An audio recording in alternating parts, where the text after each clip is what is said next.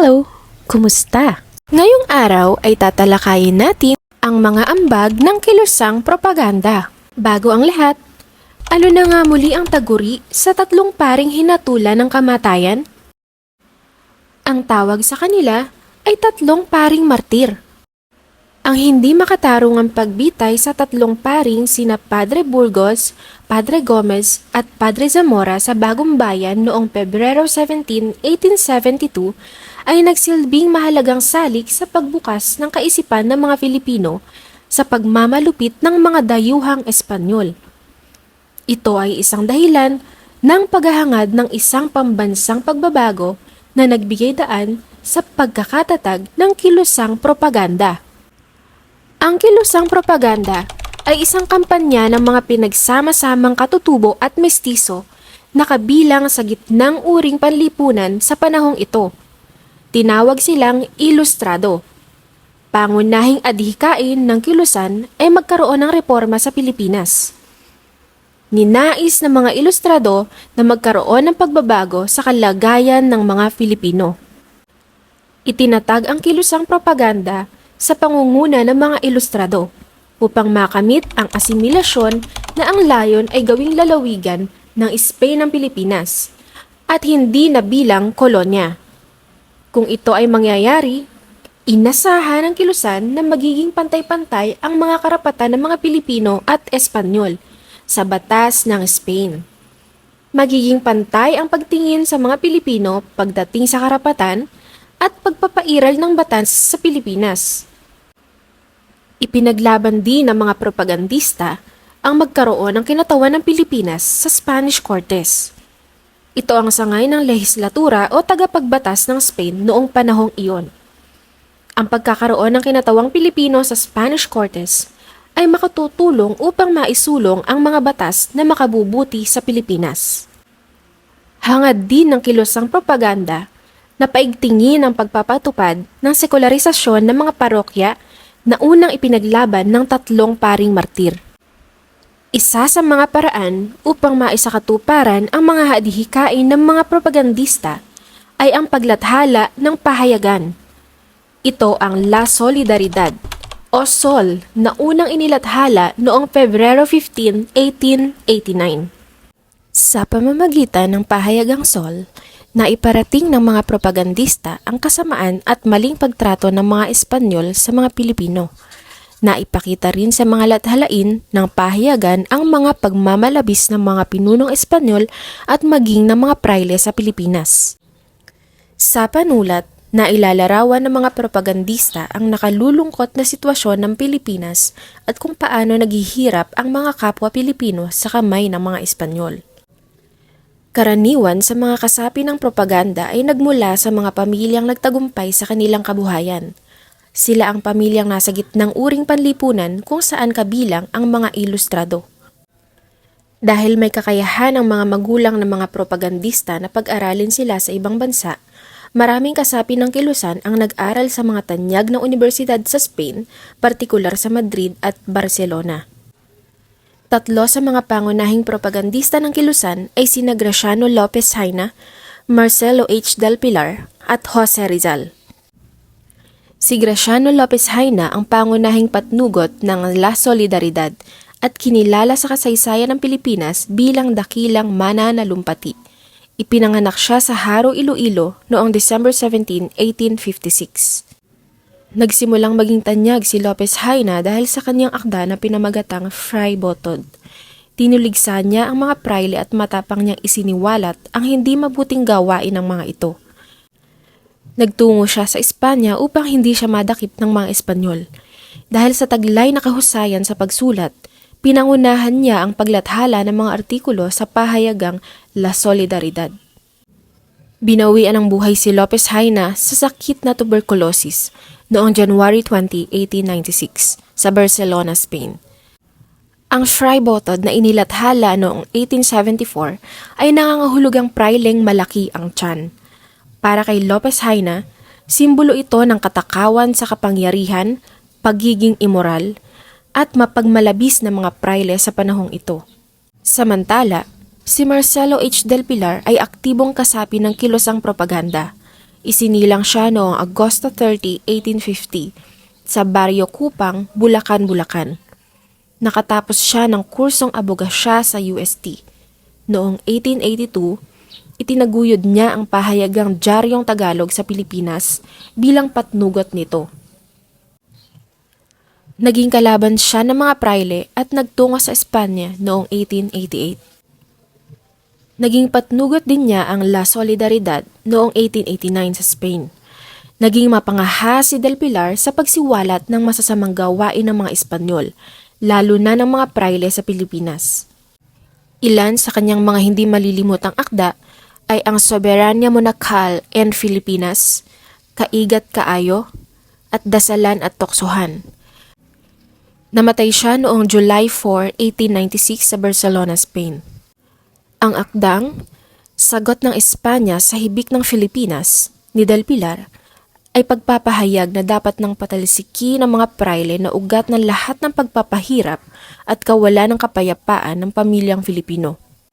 Si Jose Protasio Rizal ang pinakatanyag sa mga kasapi ng kilosang propaganda. Ipinanganak siya sa Calamba, Laguna noong Hunyo 19, 1861. Bata pa lamang si Rizal ay naipamalas niya ang husay sa pagsulat. Ilan sa kanyang mga akda ay A la Juventud Filipina at El Consejo de los Dioses.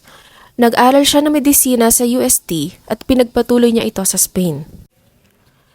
Ang kanyang mga nobela na Noli Me Tangere at El Filibusterismo ay naglantad sa hindi mabuting kalagayan ng Pilipino sa pamamahala ng mga Espanyol. Noong 1892 ay bumalik siya sa Pilipinas at itinatag ang La Liga Filipina. Sa taon ding yun, dinakip at ipinatapon si Rizal sa dapitan. Pagkaraan ng 4 na taon, ikinulong siya sa Fort Santiago. Habang nakapiit ay isinulat niya ang kanyang tula ng pamamaalam, ang Mi Ultimo Adios. Hinatulan siya ng kamatayan sa pamamagitan ng firing squad. Nagbuwis siya ng buhay noong December 30, 1896 sa Bagong Bayan sa Maynila. Ang Noli Me Tangere o Huwag Mo Akong Salangin ay naglalarawan sa kanser ng lipunan. Ang mga tauhan ay kumakatawan sa tunay na karakter ng mga Pilipino at Espanyol noon. Inialay niya ang Noli Me Tangere sa inang bayang Pilipinas. Maliban kina Lopez Haina, Del Pilar at Rizal, naging tanyag din sa kilosang propaganda sina Juan Luna, Mariano Ponce, Jose Maria Panganiban, Eduardo Delete, at iba pang mga may kayang Pilipino na nasa Spain. Lahat sila ay pawang naghahangad na magkaroon ng pagbabago sa pamamalakad ng pamahalaang kolonyal sa Pilipinas. Sa pagsulat sa Sol, gumamit ang mga propagandista ng mga sagisag panulat upang maitago ang kanilang katauhan at mapangalagaan ang mga sarili mula sa pagtugis ng mga Espanyol.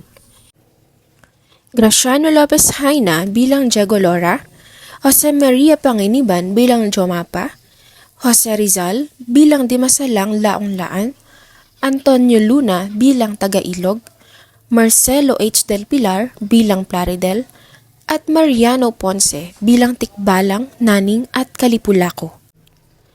Bukod sa mga Pilipinong ilustrado, may mga dayuhan ding mga nakiisa sa adhikain ng kilusan at nagbigay ng suporta upang makamit ang reformang hinihingi ng mga propagandista. Ilan sa kanila ay sina Ferdinand Blumentritt, Miguel Moraita at Manuel Becerra.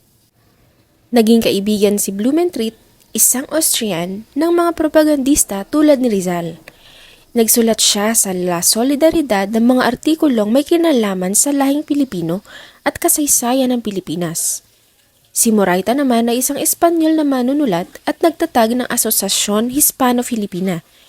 Si Becerra ay isang Espanyol na pinuno ng Mosaneria at naging kakampi ng mga propagandista.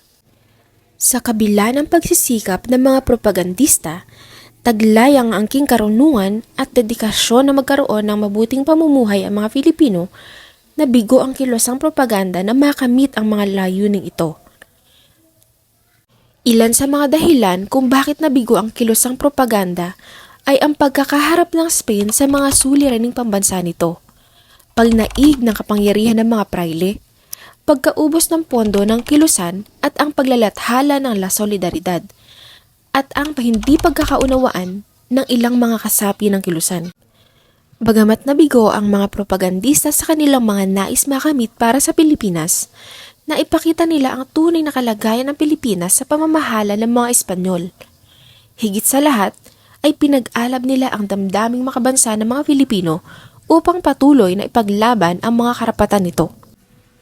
Bukod sa kilusang propaganda, mahalaga rin ang naiambag ng iba pang mga samahan ng mga ilustrado na nagpakita rin ng pagmamalasakit sa lupang sinilangan.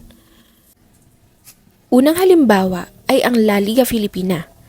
Ang samahang ito ay pinangunahan ni Dr. Jose Rizal noong siya ay nasa Maynila noong July 3, 1892. Layunin nito na magkaroon ng pambansang pagkakaisa at mapangalagaan at mabigyan ng proteksyon ang mga biktima ng karahasan at kawalan ng hustisya. Hindi nagtagal ang La Liga Filipina dahil pinaghinalaan ito ng mga Espanyol bilang instrumento upang pabagsakin ang pamahalaang Espanyol. Dinakip si Rizal noong July 6, 1892 at ipinag-utos ang kanyang pagpapatapon sa dapitan Zamboanga del Norte. Ikalawa ay ang Asosasyon Hispano-Filipina. Kinabibilangan ng samahang ito ang mga propagandista at kaibigang mga Espanyol. Pinasinayaan ito noong Enero 12, 1889 sa pangunguna ni Miguel Moraita, isang manunulat na Espanyol. Adhikain ng samahan na isulong ang reforma ng Pilipinas tulad ng pagtuturo ng wikang Espanyol sa lahat ng paaralan, pagtatayo ng mga sekundaryang paaralan at pagpapagawa ng mga daan at lansangan. Nadagdagan na naman ang ating kaalaman. Subukan sagutin ang mga sumusunod na tanong. Ano ang tawag sa samahan na binubuo ng mga ilustrado na may layuning makamit ang asimilasyon na gawing lalawigan ng Spain ang Pilipinas?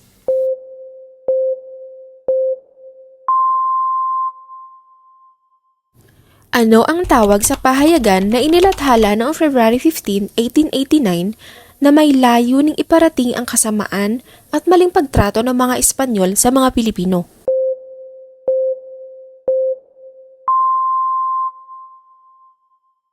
Sino ang pangunahing patnugot ng La Solidaridad?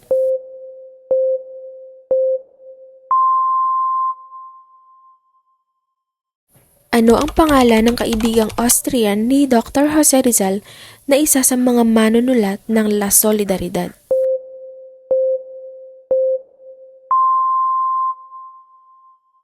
Anong samahan ang pinangunahan ni Dr. Jose Rizal na may layuning magkaroon ng pambansang pagkakaisa at mapangalagaan at mabigyan ng proteksyon ang mga biktima ng karahasan at kawalan ng hustisya sa Pilipinas?